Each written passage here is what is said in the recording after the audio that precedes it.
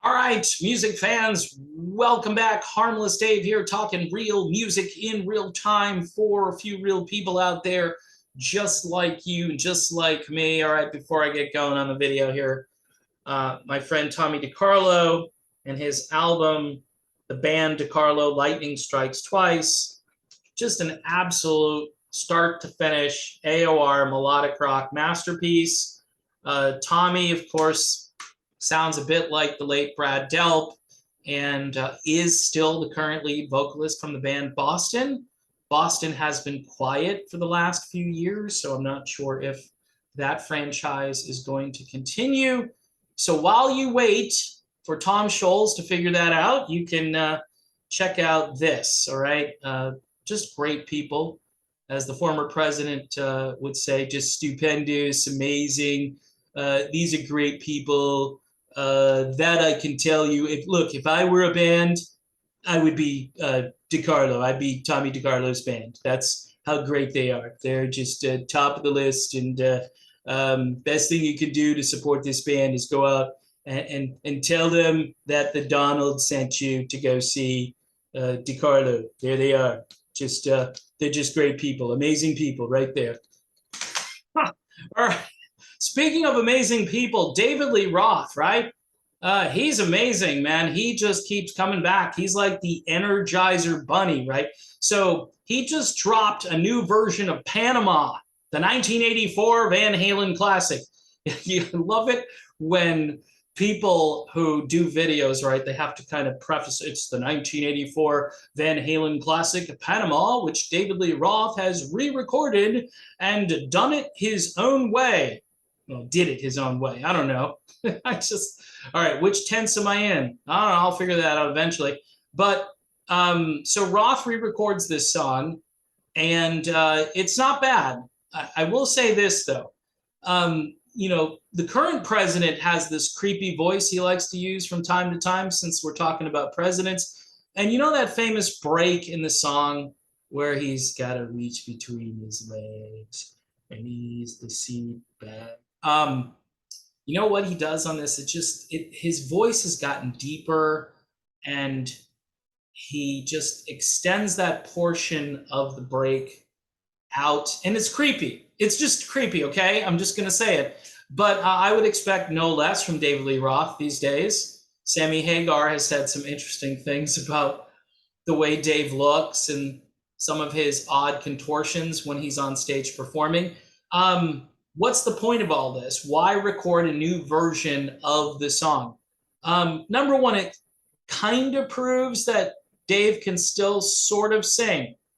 Yeah, I was kind of impressed. If what they say is true here, Roth probably did this in one take. That's because here's the press release. Comes from the Van Halen news desk. On May 3rd, 2022, the Roth Band went into Henson Recording Studio and recorded 14 songs in 2 hours. 14 songs in 2 hours? Who does that? Other than, hey guys, I'm going to hit play and record right now and start playing.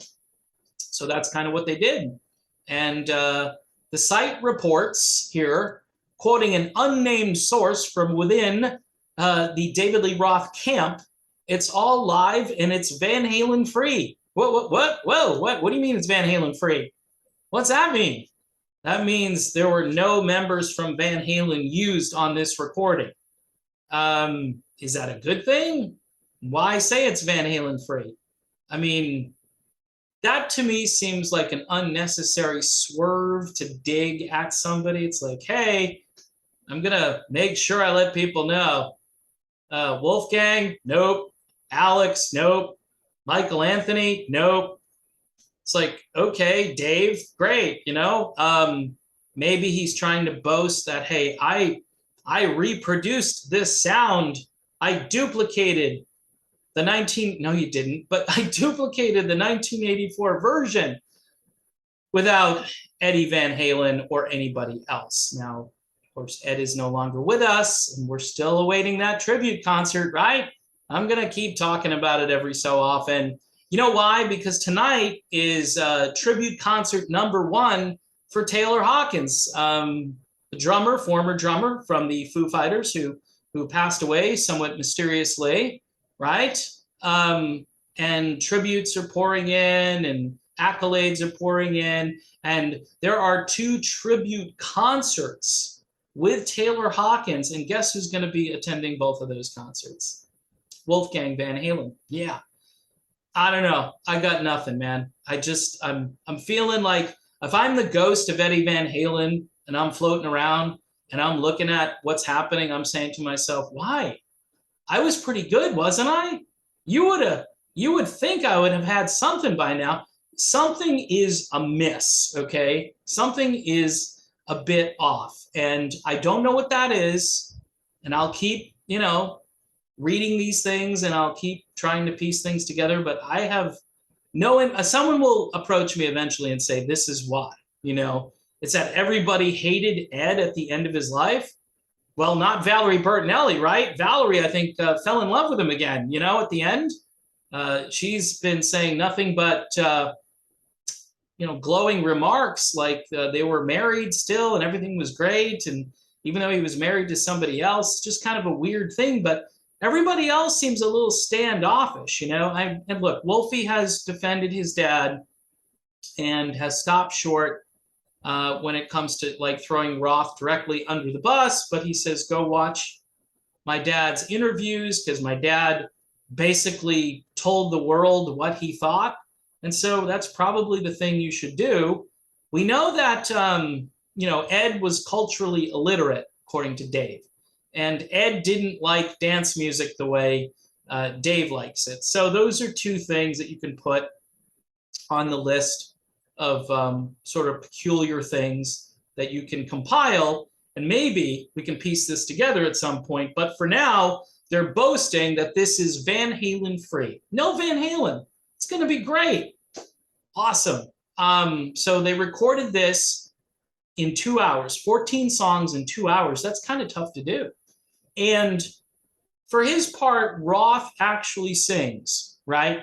He's not just whining and screeching and contorting. He's singing. And up until, the easing the seat back thing, he sounds pretty good. He doesn't sound great, but he's plausible, way better than what he sounded like in Vegas. Maybe if he could discipline himself and make his mouth move at the appropriate time, and keep that, pace of the song and not try to ad lib or do any scatting or yapping or whatever you want to call it, he might be way better off. But again, this is miles away from the 1984 version of the song.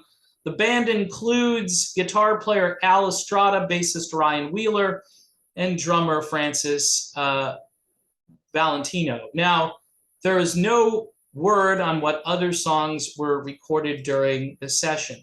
My guess is that they will drip out songs to just keep Dave in the news. I mean, this is brilliant. I mean, just Dave's not in the news today. All right, let's put him in the news.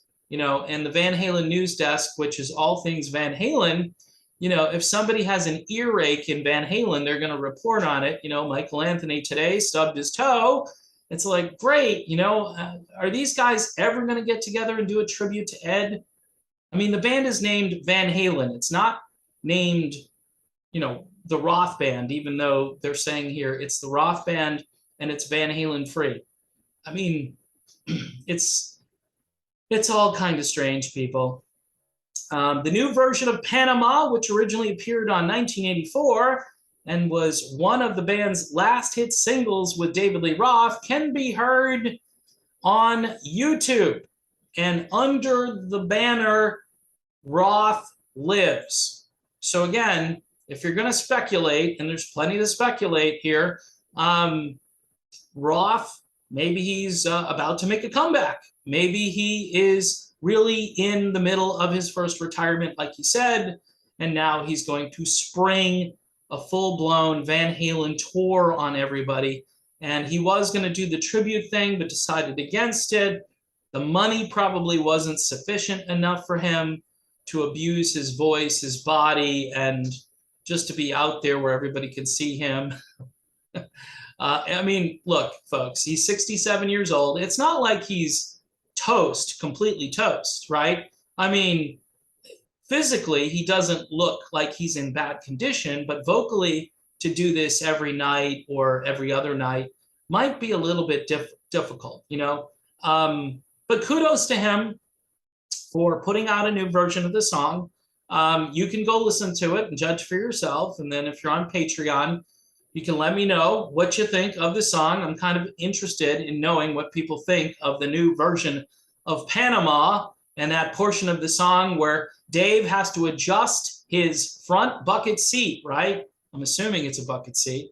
Could be a bench seat. Remember that? Where you adjust and the whole thing would, because that's the only way you can move the seat back. The car itself has to be kind of a cool car. I'm thinking like a Camaro or something, you know, Corvette.